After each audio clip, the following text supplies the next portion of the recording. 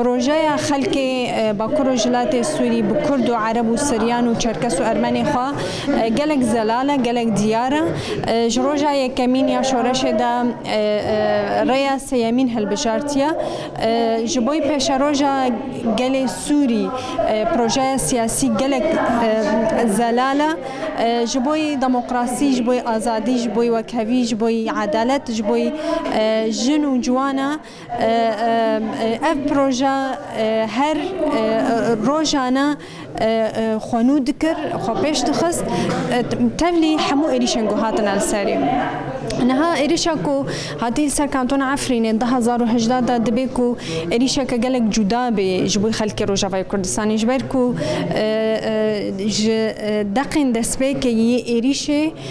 بگلک هوانا دولتا ترک برنگه کی ایدی راست راست تبلی به ایریشه بو جبر کو بریا 2018 حمو ایریشنگو هاتن السر و پروژه هم بچتا هم بجبهة النصرة هم بداعش هاتا كرن هذا 2018 راست دولة تركي بتشتين خوا إيريشي كانتون عفرين كريا كانتون عفرين جي يجي كانتون كو وكي ميناكبو دناوا هرسي كانتون قدسبك هاتنا أواكرن جبركو برانيا خوا خلكن كوتي دا جيان كرنا كو حتى داويجي باوريا خوا ببروجه ربابريا خوا سرهنا دناوا خدا أواكرنا ویری و بری شکل آواکرنه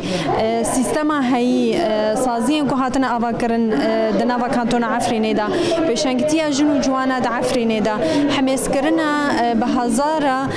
خلق سوری دهندور عفرینه دا حتی و دمی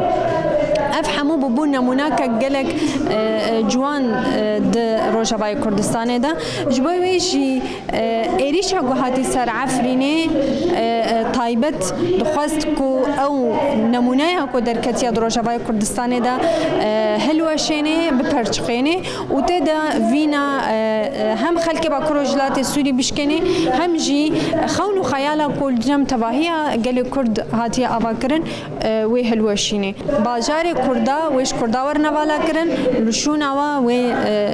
کجار کردا ورنا بجه آنین همو خزای وری تالان کرن همو خیر و بری کردا وری تالان کرن گوهردنا دموگرافی گوری چه کرن همو و ببی وکی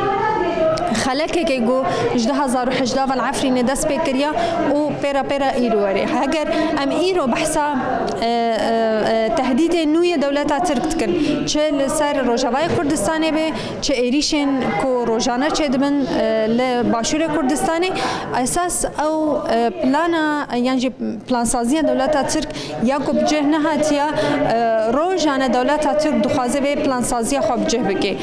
جبی ویجی خطریا کو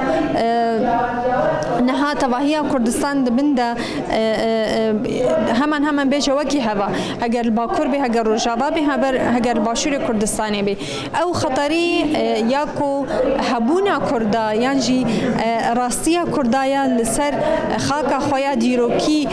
گو دولت ترکی فاشیزم خود خوازه وینا تنبگه ام همو ایرو روبرو وینا هەناسەیەکی هەڵمژی و توانی لەسەر پێی خۆی بۆ سێ بەڵام ئێمە دەبینین کە دەوڵەتی تورکیا و بەتایبەتی بە سەرکردایەتی ئەردۆغانی ئیخوانی ئەمان بە هەموو شێوازێک هەر ئازادیەک هەر هەنگاوێکی گەلی کورد لە هەر جگایەکا بێ و ئەوان پیان وایە کە گەر گەلی کورد لەسەر هەسارەکانیش بێنا بێ هەناسەی ئازادی هەڵبەمژێ بۆیە ئەوان ئەوە چاوی کوێر کردبوون و پیان وابووکاوە لە بەرژەوەندەکانی دەوڵەتی تورکیا دەدا ئەوە ئەبێتە هەنگاوی تر بەوەی گەلی کورد لە باکووری کوردستان و لە بارچەکانی تری کوردستانیش جوڵانەوەی خۆیان دەست پێ بکەن بە دەوڵەتی تورکیا هێرشی نامرۆڤانە نائینسانیان بەچەکی قەدەغەکراو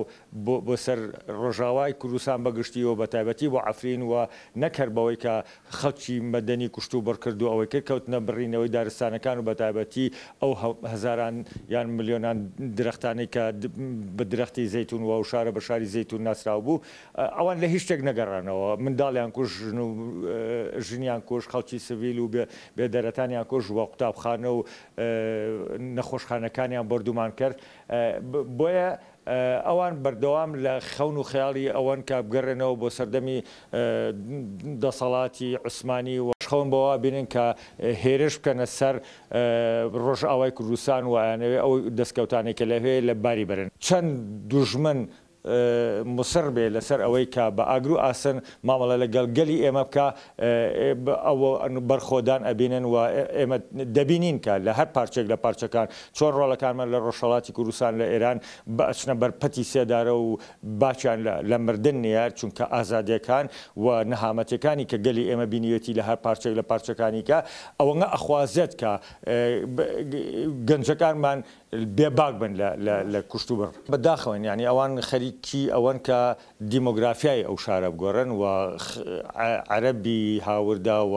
تیرۆریستانی کە سەر بە ئەو گروپە تیرۆریستانی کە سەر بە دەوڵەتی تورکیانیانەوێت لەوێ جگایان بکەنەوە و بیان هێنن بۆ ئەوەی دیمۆگرافیای ناوچەکە بشێوێن و لەبەر ئەوەی کە بە تایبەتیش ئەفرین شوێنێکە لە هاوسنوورە لەگەڵ دەوڵەتی تورکیا ئەوانیانەوێت بە هیچ شێوازێک لە شێوازەکان شتێک نەمێنێتەوە کە مەترسی بێ بۆ ئەوان لەوە تێناگەن کە کوشت و بەرکردن و قەتڵ عامکردن نەفەسی دیموکراسی بەهێزترەکە گەر بێت و مافەکانی مرۆڤ فێشێل کرێ خەڵکی تر لە بەرامبەریانە ئەوەستنەوە و زیان بە هەردوو گەلی تورک و گەلی کوردیش ئەگا بە تایبەتی ئەبێت لەوە تێبگەن کە سەردەمی دیالۆکە سەردەمی مافەکانی مرۆڤە سەردەمی ئازادیە بنەڕەتیەکانە کە مافەکان و جارڕامەی گردردونی مافەکانی مرۆڤ چەسپان دوێتی وە جگای کردوێتەوە بەڵام بەداخۆ ئێمە دەبینین لە بەرامبەر ئەو هەموو زوڵم و زۆرێکە لە بەرامبەر گەلی ئێمە کرێ بێدەنجی هەیە بە تایبەتی لە ڕایەن ئەو هێزانەی کە بەخۆیان بە ناوەندی دیموکراسی ئەزانن لە ئەوروپا و بە تایبەتی ئەوانەی کە نزیکن لە ناتۆ لەبەرەوەی تورکیا یەکێکە لە ئەندامانی ناو ناتۆ زۆرێک لە چاوپۆشی و مراعاتی دەوڵەتی تورکیا کرێ کە ئەمە پێچەوانەی هەموو ئەو جارنامە گەردونیەی مافی مرۆڤ و هەموو دیعایە کە سەبارەت بە دیموکراسی و ئازادەکانی مافی مرۆڤ بکرێ ئێمە داواکارین لێرەوە کە هەم ڕێگە نەدرێ چیتر زوڵم و زۆر لە خەڵکی کوردستان بکرێ بە تایبەتی لە خەڵکی عەفرین و داواکارین کە هێزەکانی ئازادی خواست لە جیهان کار بکەن بۆ بنبڕکردنی ئەو هێز و گروپە تیرۆریستیانی کە لە ناوچەکە هەن بە تایبەتی لە شاری عەفرین